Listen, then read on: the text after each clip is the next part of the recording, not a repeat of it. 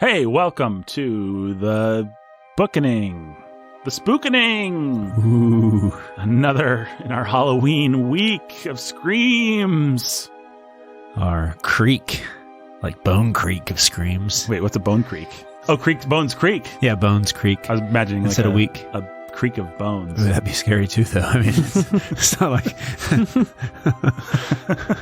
so. Just pull a rib cage out of it and play it like a xylophone. It's one of my favorite things that cartoon characters do. Yeah, just plays the old bones. Yeah, rib cages can always be played like xylophones in like old Betty Boop cartoons. Every time I've tried to do it, though, it doesn't work. Well, Are you one of those people that the skeletons that you decorate your yard with to be organic instead of that It's a plastic free-range farm. stuff? yeah. All year long. Locally sourced organic skeletons. Yeah, so I get my skeletons early in the year, and I let them roam around free until they fall wherever they might be, and then they turn slowly into a skeleton over the season. By the time we get to Halloween, they're pretty bleached and ready to go. I have to say, that was 1% scary. That's actually a pretty creepy way to describe a serial killer. Oh, you think that's what I was describing? That's what I was setting up. You're getting these organic skeletons. You're letting them roam around free range. That's just like your people. Yeah. Brandon. No, they're my decorations. And then they die and rot and bleach their bones out in the sun, and then they become your Halloween decorations. That's all part of the process of getting my decorations to the right point. Yeah, You got to start the day after Halloween. Dahmer had a good process like that. Ed Gein had a great process like that.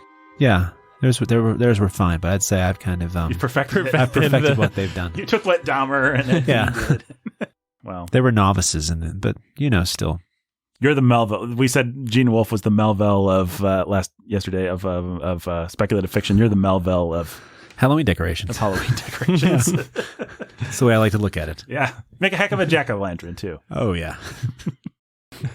Well, there we go, folks. I'm not going to pretend like it was 100% scary, but 1% scary. Thanks, Nathan. I think. Goodbye. Bye. That was our story for the day. No, our story for the day is The Girl with Hungry Eyes, arguably the weakest story of the five. Oh, definitely. Inarguably. and arguably one that Jake has not read, I don't think. But this is by Fritz Leiber.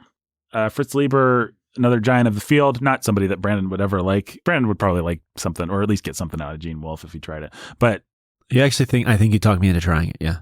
Say the fifth head of Cerberus would be maybe, well, I don't know. We talk about Mike. But Fritz Leiber is just a pulp fantasy writer from very popular mid-century, 20th century guy. He's this year's Lovecraft. He's this year's Lovecraft, and he actually corresponded with Lovecraft right before Lovecraft died, got some of his inspiration from Lovecraft, and he's a popular writer in the field. Most people that like this kind of stuff would know him. This is probably his most frequently anthologized story. There's not... This year's Lovecraft just means this is the piece from that world that we're doing this year. Yes. Yeah. Yeah, exactly. Pulpy.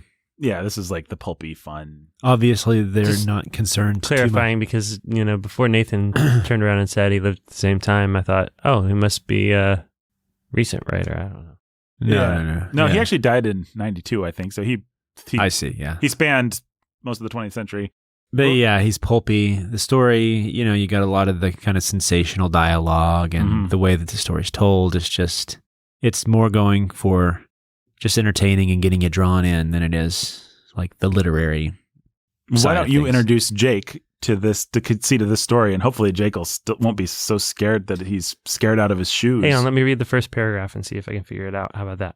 That'd be fun. That would be fun.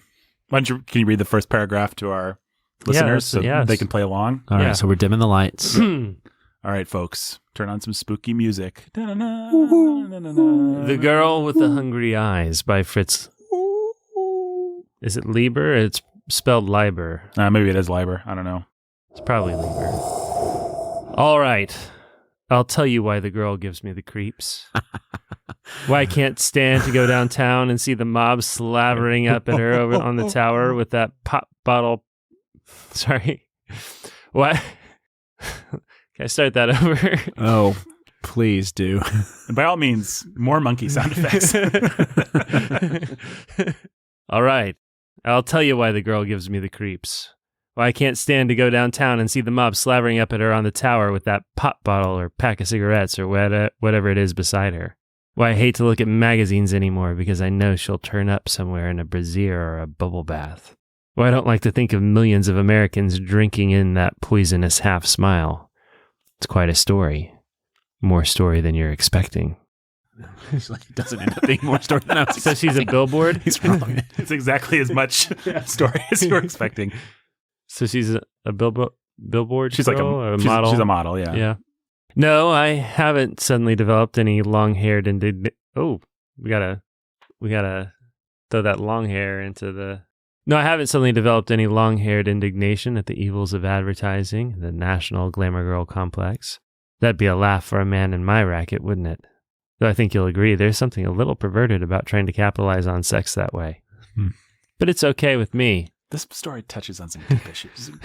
Yeah. And I know we've had the face and the body and the look and whatnot else, so why shouldn't someone come along who sums it all up so completely that we have to call her the girl and blazon her on all the billboards from Times Square to Telegraph Hill?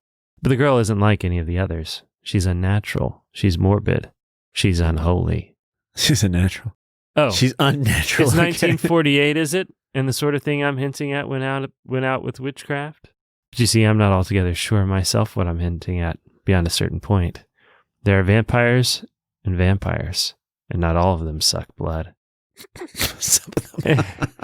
And there were the murderers, if Uh-oh. they were murders. Who knows, baby? Besides, let me ask you this. Why, when America's obsessed with the girl, don't we find out more about her? Why doesn't she rate a Time cover with a droll biography inside? Why hasn't there been a feature in Life or The Post, a profile in The New Yorker? Why hasn't Charm or Mademoiselle done her career saga? Not ready for it? Nuts. Nuts. Not ready for it? Man, that's good stuff. The style. Why haven't the movies snapped her up? Why hasn't she been on Information Please? Why don't we see her kissing candidates at political rallies? Why isn't she chosen queen of some sort of junk or other at a convention? Why don't we read about her tastes and hobbies, her views of the Russian situation? Why haven't the columnists interviewed her in a kimono on the top floor of the tallest hotel in Manhattan and told us who her boyfriends are? I don't know. finally? Good questions all. And this is the real killer. Uh-oh. Why hasn't she ever been drawn or painted? Why hasn't she? Oh, no, she hasn't. If you know anything about commercial art, you'd know that. Every blessed one of those photographs was worked up from a photograph. Oh, pictures. What? Sorry. Every blessed one of those pictures was worked up from a photograph. Expertly, of course. They've got the top artists on it, but that's how it's done. And now, I'll tell you the why of all of that. And that's the rest of that story. There's not a style that makes me smell cigarettes and cheap whiskey and like that. You know, those little green bottles of cologne that like the grandfather would have? Yeah. Like that style just smells of it. Yeah, it's like pre-Mad Men style. Yeah. All right, Jake, where does this story go? So they've crafted some kind of like perfectly model girl to manipulate the world and people, and I don't know. Well, you're close. Yeah, There's close. just, they haven't crafted her. She just magically appears. Oh, And she has this ability to kind of she's a witch. Yeah, to make you desire her, but then it's very subtle. It seems like it would be subtle. I mean, Based on This guy's a photographer. she kills people, right? She's a psychic vampire, Brandon. She takes their essences and Yeah. feeds on everything that they are. But doesn't it imply that some of these guys die? Yeah, and then they Okay. die. Yeah. Have you ever been devoured by a psychic vampire? Luckily, no. Or haven't you, Brandon? Well, I don't know. As far as I know, my brain's full of resin, and you guys have me nailed to this chair. Yeah. I don't know. Exactly. Yeah. As far as you know, your brain's full of resin. You know, every day we come here and you go through that same routine. You wonder that same thing out loud, and then you sit Huh. there and you think, "Huh." What if my But then brain's full of eventually, it all starts over again. I You have never to remember. go through the process of discovery again. Huh. I'll never remember. No, you never will. It's not so bad. Okay, so this guy's a photographer. This girl comes in off the street in shabby clothes, says, "You want to photograph me? Whatever, I'll be your model." He photographs her. He takes her pictures to some advertising agencies. They go wild for her. She becomes the it girl, the glamour girl of But she won't let anybody photograph her but him. She only wants a relationship with the one person. She doesn't want to meet people. She doesn't want to be drawn into things. She's very mysterious. and she doesn't know where she goes or where she. He doesn't know where she goes or where she comes from, but he kind of becomes her Renfield. She becomes this icon that's selling soda pop. This story was written in 1949, so it's Marilyn Monroe, right? She becomes this glamorous figure that everybody salivates over that's used to sell things. The guy discovers over the course of the story that the reason she has this power is not just because she's a pair of pretty legs, but because she, in fact, has this power. She works a corner, apparently. She's a vampire. He catches her working a corner. Mm-hmm. And she goes out with guys, and then they end up dead. But she feeds off of their desire. Yep. And she takes their desire and their impulses and their memories. And does it end with him succumbing to? Yeah. He just barely gets away, but she goes after him. I think he he runs or something. But he's been trying to seduce her. It's just like Big Brother. In the end, he learned how to love the bomb, and no, she goes away, right? No, well, I'm just going to read this last paragraph because it's awesome, and Brandon won't make fun of it at all. Wait. Okay, fine. You're close. Obviously, it didn't really stick with me completely how it ended. I know that she pretty much lays it out like, I want your memories, I want your girls, I want your desires, I want these things. I'm a psychic vampire. And then he's like, oh no, I'm going to run. Yeah, basically. She literally says, I'm a psychic vampire. No, Jake, listen to this. I did it because I didn't want to die. I didn't want the life drawn out of me. There are vampires, and the ones that suck blood aren't the worst. If it hadn't been for the warning of those dizzy flashes and Papa Munch and the face in the morning paper, I'd have gone the way the others did. But I realized what I was up against while there was still time to tear myself away. I realized that wherever she came from, whatever shaped her, she's the quintessence of the horror behind the bright billboard. She's the smile that tricks you into throwing away your money and your life. She's the eyes that lead you on and then show you death. She's the being that takes everything you've got and gives nothing in return. When you yearn towards her face on the billboards, remember that. She's the lure. She's the bait. She's the girl. And this is what she said. I want you. I want your high spots. I want everything that's made you happy and everything that's hurt you bad. I want your first girl. Hurt you bad, real bad. I want that shiny bicycle. I want that licking. I want that pinhole camera. I want Betty's legs. I want the blue sky filled with stars. I want your mother's death. I want your blood on the cobblestones. I want Mildred's mouth. I want the first picture you sold. I want the lights of Chicago. I want the gin. I want Gwen's hands. I want your wanting me. I want your life. Feed me, baby. Feed me, baby. What's that? Feed me, baby. What's his name? Feed me. Feed me, Seymour. Feed me, Seymour. This guy was like the first incel writer. No, he wasn't. That's what's. I completely resemble your remarks, Brandon. I think you're an incel. I think you're an incel. Yeah, exactly. You guys know what an incel is, right? No, I don't think you're an incel because you have children. Yeah, we know what incels are. This is a guy writing in 1949, and he's just trying to deal with giant billboards and nudie magazines and this kind of monetized glamour industry, and he's turning it into a metaphor for sex and death and Proverbs 7 or Proverbs 8. You said nudie magazine. That's what they were called back then. Okay, Nathan. This was before Playboy kind of put a veneer of respectability on the whole thing.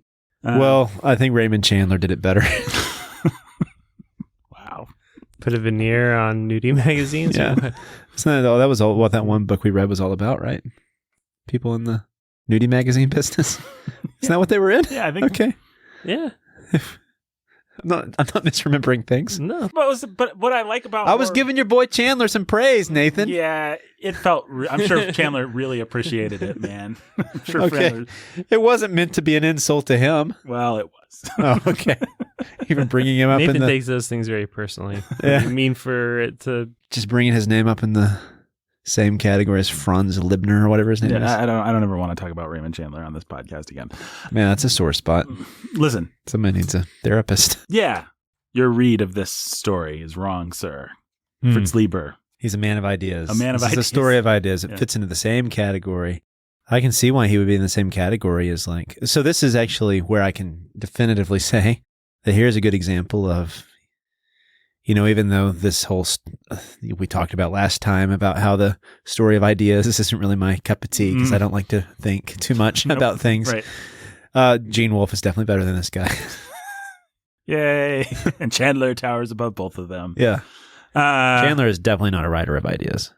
I don't know what he is, but he's not a writer of ideas. He's just a writer of style. He's just all about atmosphere and style. But he's like saying, like, when you lust after a billboard, it's going to take everything from you. That's like it's like, she's the bait. She's the girl. That's like, I think King Solomon would agree with this, man. You would agree with the story? Yeah. I mean, I can agree with the ideas of a story without thinking the story was ever needed. I don't think anybody had any illusions. I don't know that even 80 years ago or whatever. Really were just, they needed this story to wake them up. Yeah. Yeah. I don't know. You watch 50s and 60s movies when the production code is falling off and things are becoming more sexualized. Me and Meredith just watched some Doris Day movie with Cary Grant, and the whole thing is about making sex acceptable. And the whole undertone of the story, even though they never say the word sex, is that Cary Grant really wants to have sex with Doris Day, and she's really trying to preserve her honor, and she really needs to get over it. Because it's natural and it's normal and it's healthy. And this was from the exact same era when Marilyn Monroe was portraying this giggling, innocent naivete. Mm-hmm. But it wasn't all that innocent. No, but it was pretty overt. Yeah, it is. It is. But I think that there is something that creeps me out, at least, about the way that people of that era combined a kind of aw shucks. Like the pinup girls.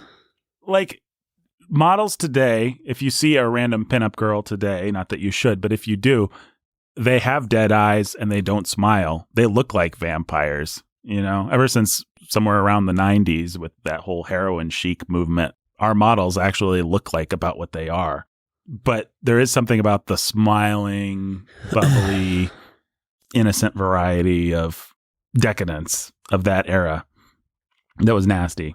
And I think he captures that. He's capturing it. And he's, maybe it doesn't hold up. I'm not saying that it does, but it doesn't. Brendan's very much saying it doesn't. I do think if you're going to tell a political story or a story that makes some kind of point, you can do worse than putting it in a horror context, because it's just a fun place to deal with it. It works pretty well in a horror context. Reader, dystopian literature at heart is pretty horrific. Reader, you be the judge. Listener, go out and read The Girl with Hungry Eyes. You won't be sorry. How many decapitated heads out of 100 do you give to this story, Brayden? 2. One for each eye. How many do you give, Jake, not having read it? One for each eye. 50. All right. Whoa. And I'm going to give it 100. So it evens out. It evens out. Yay. So I guess that means it has 50, right? Yeah. It gets it up to 152, so it has like 150.66666. Ooh, there we go. There you go. We got that scary number in there. All right, we'll be back tomorrow, folks. Happy Holla Scream.